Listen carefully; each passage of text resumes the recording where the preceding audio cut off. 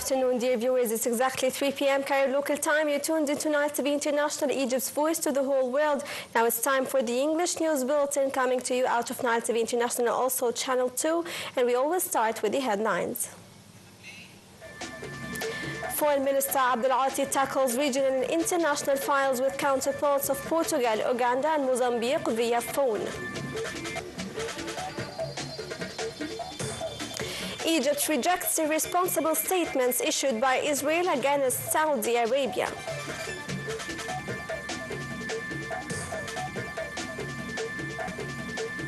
Hamas frees 3 hostages. Israel releases 183 Palestinian prisoners.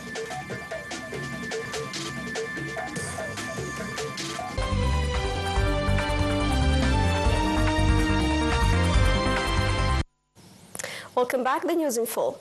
Minister of Foreign Migration and Egyptian Expatriates Affairs Badr Abdel-Ati stressed that any vision for the next day in Gaza must be within the framework of the unity of the West Bank and Gaza Strip and must include the return of the Palestinian Authority to the Strip. This came during a phone call made by Foreign Minister Abdel-Ati with his Portuguese counterpart Paulo Ringer. The call tackled means of enhancing bilateral relations between the two countries and the latest regional developments. Foreign Minister Abdel-Ati asserted on the necessity that the Palestinian people must remain in Gaza during the early recovery and reconstruction phase. The top diplomat welcomed Portugal's supportive stance towards the Palestinian cause, confirming Egypt's priority to cement the ceasefire agreement and implement its 3 phases, as well as treat the catastrophic humanitarian situation in the Strip. Minister of Foreign Migration and Egyptian Expatriates Affairs Badr Abdel-Ati stressed Egypt's keenness to promote bilateral relations with Uganda in various fields, especially in the political, economic and security fields. This came during a phone call made by Foreign Minister Abdel-Ati with his Ugandan counterpart Henry Oryem Okello. Foreign Minister Abdel-Ati assured the importance of arrangements to hold the second round of political and technical consultations during the current month to achieve the common interests of both countries. The call dealt with exchanging views on a number of regional issues of common interest and stressing the necessity of continuing coordination between the two countries in regional and international forums in the line with holding the upcoming African Summit. Foreign Minister Badr Abdel-Ati asserted that Egypt is paying great attention for its relations with Mozambique that was shown during President Abdel Fattah al-Sisi's visit to Mozambique in 2023. This came in a phone call made by Foreign Minister Abdel-Ati with Mozambican counterpart Maria Manuela Lucas. Abdel-Ati stressed the continuation of Egypt's commitment to support Mozambican efforts in the field of combating terrorism, including the security, military, social and development levels. The two ministers discussed the preparations of holding the first round of political consultations between the two countries during the current year.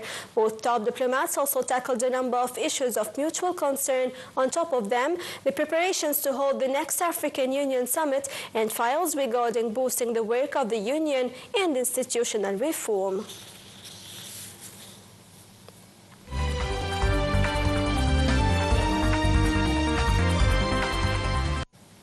Egypt condemned in the strongest terms the Israeli occupation forces' outrageous, irresponsible and unacceptable statement regarding the Kingdom of Saudi Arabia, which incite against the kingdom and call for the establishment of a Palestinian state on its territories.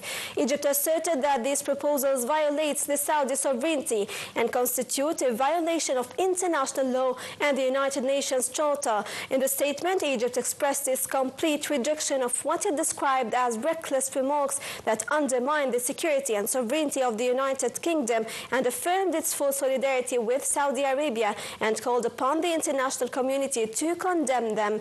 Egypt also stressed that Saudi Arabia's security is a red line that it will not allow to be crossed, adding that the stability and national security of Saudi Arabia are integral to the security and stability of Egypt and all the Arab nations.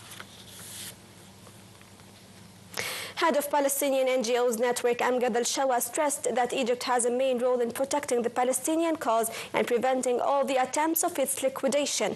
Al-Shawa affirmed the necessity of continuing the besiege of Israeli occupation and exposure of Israeli continuous violations during the war on Gaza and holding responsibility before the International Criminal Court. In addition to the crime of genocide at the International Court of Justice, he added that Israel continues putting the hurdles to implement the rest of ceasefire stages. Palestinian group Hamas handed over 3 Israeli hostages on Saturday in the latest stage of a ceasefire deal aimed at ending the 15-month war in Gaza. Dozens of armed Hamas fighters were deployed at the site in Deir al-Balah in central Gaza, as the hostages were handed over to the International Committee of the Red Cross, which was to transport them to Israeli forces in Gaza.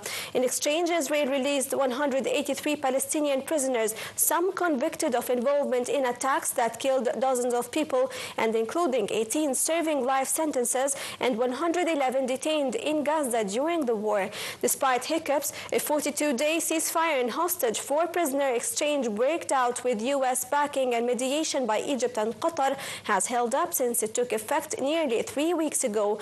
The Israeli genocide war against Palestinians in Gaza has killed more than 47,000 Palestinians and devastated much of the narrow enclave.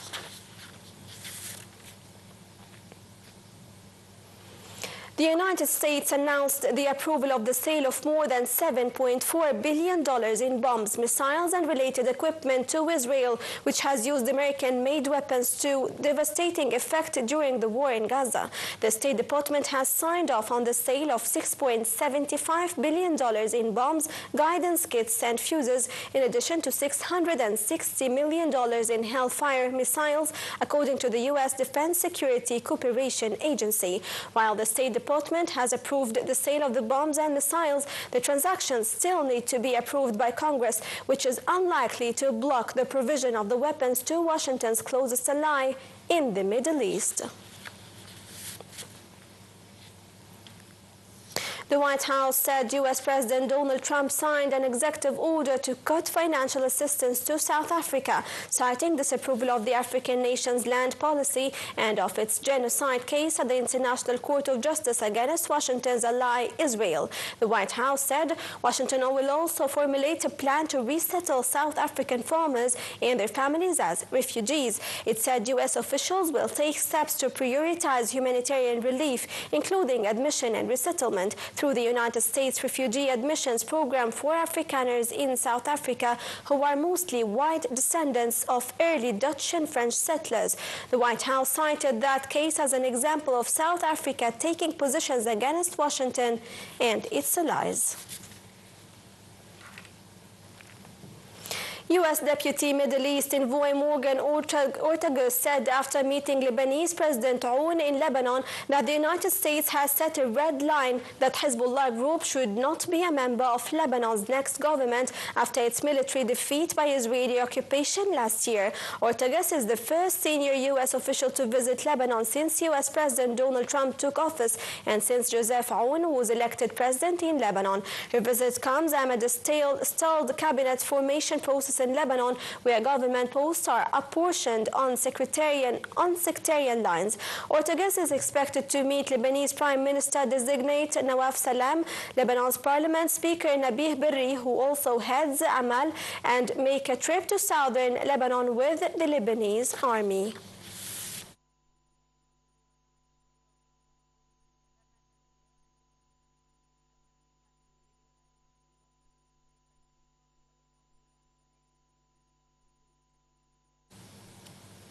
Ukraine's Air Force said on Saturday it shot down 67 of 139 Russian drones launched overnight, while another 71 disappeared from radar without reaching their targets. In another development, Russia's defense ministry said that its forces had taken control of the strategic coal mining city of Toretsk in eastern Ukraine. But Ukraine's military denied the city had been captured and reported heavy fighting in and around it. Russian forces, after initially failing to advance on the capital Kiev, after States' February 2022 full-scale military operation in Ukraine are concentrating on capturing Donbass, made up of the eastern regions of Donetsk and Luhansk. Donetsk has been one of the focal points of the advance, along with other logistical hubs like Kramatorsk and Kostiantynivka to the northwest and Pokrovsk further west. U.S. President Donald Trump said he would probably meet Ukrainian President Volodymyr Zelensky next week to discuss Ukraine's war. Trump did not make clear whether it would be a face-to-face meeting or a video conference. Trump said he will probably be meeting with President Zelensky next week, and he also again expressed interest in meeting Russian President Vladimir Putin, with whom he said he always had a good relationship. Trump said he wanted to talk to Zelensky about security for Ukraine assets such as rare earth minerals and wants an equal amount of something in exchange for U.S. support. On his part, Zelensky said that he is ready to do a deal with U.S. President Donald Trump that includes U.S. involvement in developing Ukraine's huge deposits of rare earth and other critical minerals.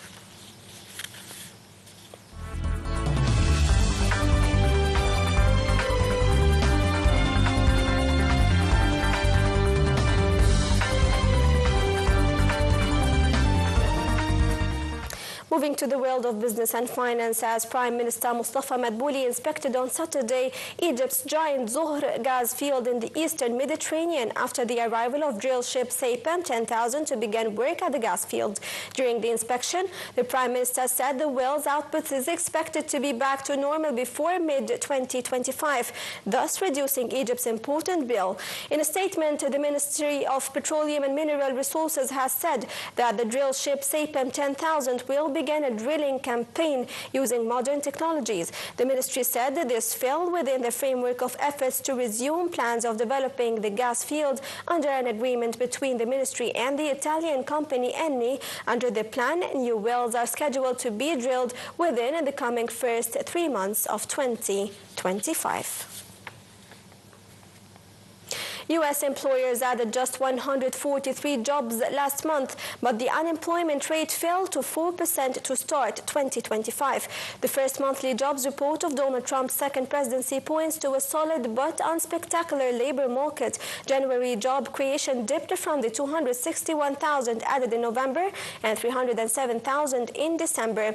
Average hourly wages rose by 0.5% from December and 4.1% from January 2024. A bit hotter than forecasters had expected. The Labor Department revised payrolls for November and December up by a combined 100,000 in regular annual revisions. The Labor Department reported that the job creation from April 2023 through March 2024 wasn't as good as originally reported. 589,000 fewer jobs were created over those 12 months.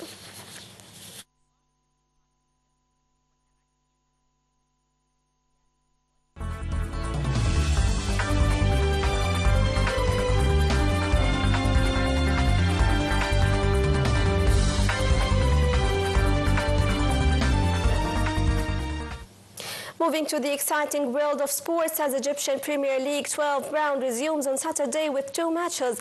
الاتحاد السكندري will host المصرية البورسعيدية at 4 p.m. Cairo local time at Burj Al Arab Stadium. The second match shows the National Bank of Egypt plays against Dead at Arab Contractors Stadium at 7 p.m. Cairo local time. Manager Carlo Ancelotti said that Real Madrid have an array of attacking talent but will need the whole team to help plug the gaps in defense in their top of the table clash against city rivals Atletico Madrid. Real, top of La Liga by 1 point ahead of Atletico, are without their top 4 defenders, and Ancelotti urged attacking players such as Kylian Mbappé, Vinicius Jr., Rodrigo and Jude Bellingham to help keep the ball out of their net on Saturday. Real have failed to beat any of their top 4 rivals this season and will face another massive challenge in the coming days, traveling to England next week for the first leg of their Champions League playoff clash at Manchester City. Dear viewers, this brings us to the end of this English News Bulletin coming to you out of Now TV International and Channel 2. Stay tuned for more updates on the top of the hour. Now it's time to say thank you for watching.